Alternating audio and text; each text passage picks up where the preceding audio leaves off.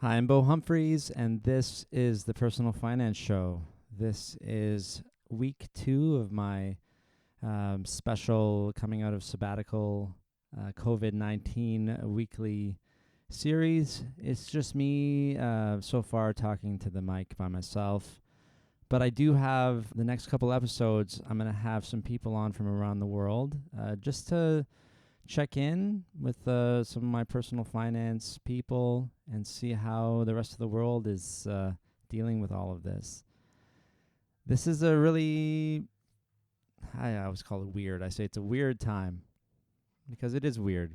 We really don't know how to deal with this kind of thing where the whole world economy shuts down. It's not something like a recession, for a country or for even the global economy where we can still keep working and do things normally, but maybe a couple of things have changed or our stocks aren't doing so well. It's there's a lot more going on than that right now.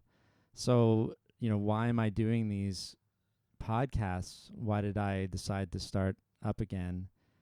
Is I just feel like we need to connect the world. We need to talk about this, and we need to see how everyone's coping and handling this kind of thing. And everyone's in such a different financial position. So let's find out what people are doing, and maybe it'll give you some comfort.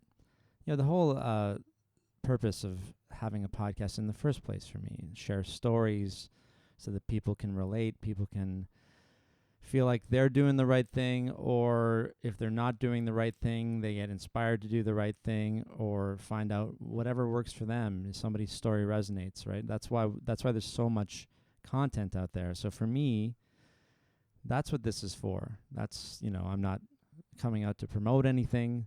I don't have sponsors. Never did quite care for sponsors. Not something I really wanted to do. That's not the purpose of me doing this. It's so that I can help. That's why I do everything. I want to help people because I got in a little bit of trouble myself back in the day. 11 years ago, I filed a consumer proposal, a gambling addiction, something that I wouldn't want anyone to have to go through. But sometimes we have to go through tough things to come out on the other side and then get perspective, right? So I'm in the position, a very privileged position, of having savings, having an emergency fund, and I also have the ability to work from home. So not only do I have income, but if I didn't have income, I would be fine too. And I'm only in that position because 11 years ago, I figured out that I never wanted to go back into debt, and I did everything I could to save and save and save.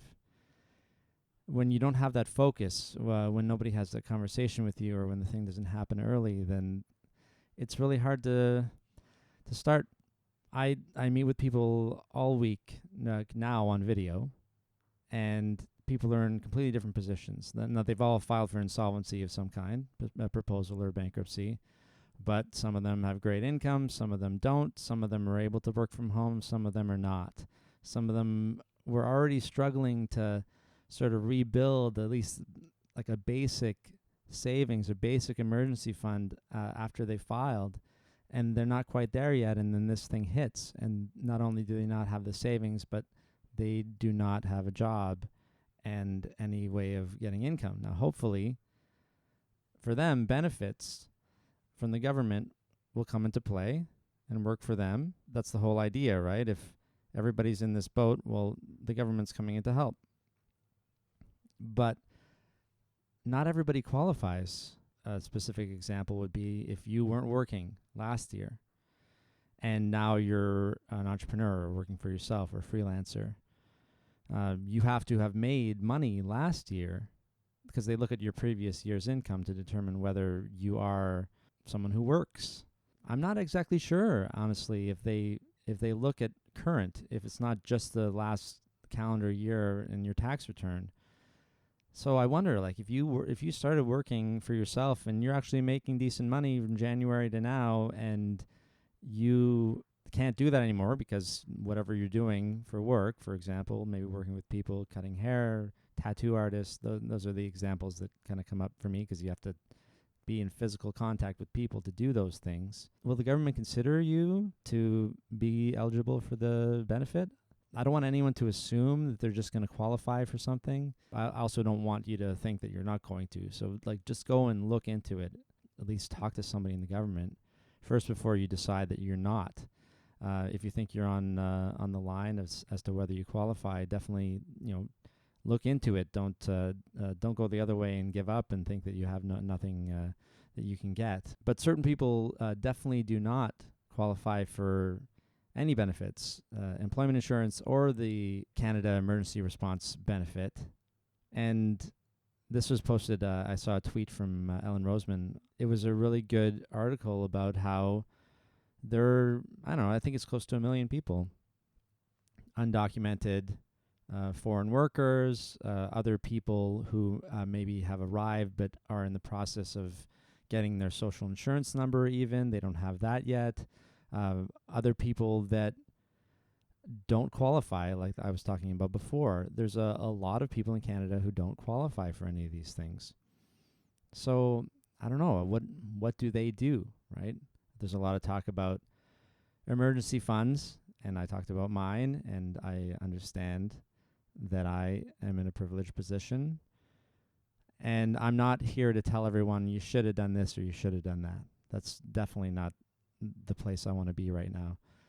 You should have had an emergency fund, everybody's saying on Twitter. And what is the point of saying that kind of thing at this point? Great, yeah, sure, it would be helpful if everybody did, but what if you don't? You can't get one now. So what do you do? In the future, we can talk about this and look back and say, okay, you didn't have one for this, but you made it through. Now let's start figuring out a way to build an emergency fund for yourself. The only two options, and I talk to people about this all day, every day, is making more money or cutting expenses, or both. It's a simple concept, but harder to do. Like an example being, my rent is my rent. What am I going to do about that? I've had a bunch of people say that to me. And yeah, you're right. Maybe your rent is not great and you can't cut it down, right? It's taking up a lot of your income. But have you looked into all the other options? Are there options that are pretty uncomfortable for you? Moving in with somebody, asking family if you can stay with them, finding a roommate for yourself, depending on how you make your money, is moving to another place. There's a lot of places to live in the world. And I know a lot of people want to live near family or they have to. The way that I see it, though, is if you're living in a situation where you make less than you need to live, then you can't stay there. I don't know how else to say it. If you can't make more money where you are and you can't cut your expenses where you are, maybe a different place is where you need to go. The main thing that I'm trying to say is you have to change your life somehow. You can't keep living your life where you make less than your expenses and without changing something. And it's a hard conversation to have because maybe you were fine before. Maybe something's changed just recently and you're like, well, I used to be able to afford all this. Why can't I? And this is just on a regular everyday. This isn't during pandemic time. So now we're in a position where we're in a pandemic. Now what are people supposed to do? Again, we can go to, we should have planned for this. We should have planned for something that could have happened, right? When something like this happens, not only do you not have income, but you can't go anywhere. You can't move. You can't even go stay with family because you're isolated socially and physically. Basically, the law, it's not 100%. You can't leave your house under punishment of fine. But there are things that they are fining you for, like gathering in groups and things like that. It's a bit of a serious situation right now. If you don't have the savings or the emergency fund, there's no point in talking about that, like in terms of trying to shame somebody. So right now, let's focus on survival. You pay your rent, you ask your landlord for some deferral or some relief, you get your groceries, and you do what you got to do to just keep afloat. What I hope is that this kind of thing helps us in the future when we're back and everything's sort of normal again and maybe you're paycheck to paycheck again, or you just got a little bit of savings but you'd like some more, then you can really think about the changes that you need to make. Change is the only way, right? I said this before, doing the same thing over and over again and expecting a different result is insanity. That's the definition. I don't know why people expect things to be different and how they expect to get ahead without changing. So we can't do much during the pandemic, but in the future, this is the only way. And it's hard. Change is hard. But the alternative is not great. It's either going into debt so much over time by going negative a little bit every month, so that eventually you come into my office and you talk to a trustee, and that's your only option, is to file for bankruptcy or proposal. Or, you try to learn from this kind of thing and make big changes. I had to make big changes. I was going nowhere being in addiction. I had to go and get help. And maybe you need help too. There's no harm in exploring these things. But the one thing, if you're in a position, especially right now, where you got no income, you got no benefits, you got no relief, I hope that you can survive this kind of thing. And on the other side of it, if you get a chance to start again, which hopefully you will, and most of us will, you can start fresh and start different. I guess that's the message I'm trying to get across. So I guess that's my PSA on having money in the bank, and why we talk so much about emergency funds is because they're important at times like this. And I also wanted to talk about the reliance on credit as an emergency fund.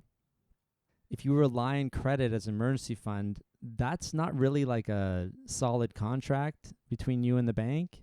They decided to extend credit to you. But if you look at the terms of any line of credit, I just pulled up a random one yesterday online, and there's a lot of clauses in the contract for a line of credit that says the banks can call it on demand. Right? They can ask for the money back whenever, no matter what the terms are. They're in power. They get to decide. So I want you to be careful if ever in the future or now you're like, I don't need savings. I'll just have this credit line, and if something goes wrong, I'll just put it on there, and then things will get better, and then I'll pay it off. I mean, it's great in theory, but just so you know, it's not like it's sitting there permanently for you forever. It's not something that the bank gave to you that they can't take back. They can always take it back. Are they likely to take it back? That's a different story. You can read a lot of stuff on Twitter about that. Actually, there's a really good conversation on the Debt Free in 30 podcast about that. So I'll put a link in that. That's specifically about home equity lines of credit. But, I mean, the same logic applies to anything. A credit card, they can bring down your limit. They can bring down the limit of a line of credit. They can increase the interest at any time. The one thing that they can't do anything about is the cash that you have. And so, of course, like I've been saying so far, this is all for the future, but I want us to learn. And if you're in a position right now where you do still have income and you are still able to save some at the end of every month, maybe you have a little bit more because you're not spending money on gas or something like that, this is the time to put more aside. Just have some perspective and look around and see that some people are not able to pay for anything, let alone save. I don't know what else can motivate you to do what you need to do to protect yourself in the future, but we're not immune. It's not always going to be pandemics, but things can happen. And so the reliance on credit, it's a tough one, right? Sometimes we need credit for cars. Sometimes we need credit for mortgages. But to me, a car payment, especially like on a 7-year financing deal, or just having to pay regular payments over time, and if you stop paying, there's a penalty, or they would take your car back, but also you might have to pay financial penalty. Like that, this is a prison to me. You're trapped. If you needed to pick up and go to a place where you got a job somewhere else, or you want to move to another country, or if that comes up somehow, or you just don't have any money to pay for things because you lost your job, for example, but you can go stay with your parents to not have to pay rent, and the landlord understands. You go live with the parents, no rent, maybe even help you out with the groceries. Parents or family, depending on your age, maybe you can't stay with your parents, maybe they're coming to stay with you. The bottom line is, if you have a car payment during this time, or any kind of regular payment, a debt payment, you still got to keep paying those things, no matter whether you're working or not. And the only reason I talk about any of this stuff is when you're making a decision in the future about, should I just use this cash that I have, or should I save up cash to buy this thing, or should I go on payments? This kind of concept of, if something happens and I don't have any money, I got to keep making my payments, should help you make the decision that's right for you. At least you'll be informed. You'll know that if something happens, you still got to make your payments. Don't really have much of a choice. And to not have payments is a really great thing. It's a really great feeling. It's a freedom to do whatever you want to do. And I want that for everybody. That's my piece about using credit as an emergency fund. Another thing I'm finding is, we're in this new world of video. And I'm realizing that for a lot of people, even if they have smartphones with video on them, it's the first time that they've ever used this video feature. Those of us who've been using video and communicating this way for a while, this is second nature, but it's such a learning curve for everyone. And so what I'm finding is I need to have more patience with people, maybe even give them more instruction as to how to do something, and not just assume that everyone's able to adapt to this new way of doing things like I am. It's a very different thing if you've been doing something manually or in person for a long time, and now you have to do it remotely. It's not as intuitive to everyone as it is. Like, I've been doing podcast interviews, for example, for the last 2 years online, and so I've gotten to use things like Zoom. And speaking of Zoom, it's everybody's using it now. And so people are hacking in. I had somebody last week, it wasn't on my side, but they said during our session that they heard music, and then they said, "What's that?" And somebody responded to them and said, "It's this song." And they just freaked out. So people are hacking in on Zoom, so they're doing passwords. So I recommend passwords of some kind, or doing something to secure your room, especially if you're running into this kind of thing. These are things we never even had to think about before, right? This is, I left the house once this week. I went to go get some takeout, and it wasn't a great experience. You don't know who's got the virus. You don't know how close you should get to somebody, or if you get too close to somebody, how paranoid you're being if you go and wash all of your clothes, or I don't know. It's just one of those things where we just don't know enough yet. I go on to Twitter all the time, and probably too much. I don't know. I just want to know what's happening, I guess. I want to know if there's any big developments that I should know about, that I should change my behavior to accommodate. But, just like if I go right now, it's like 1.2 million cases in the world. More than 65,000 people are dead.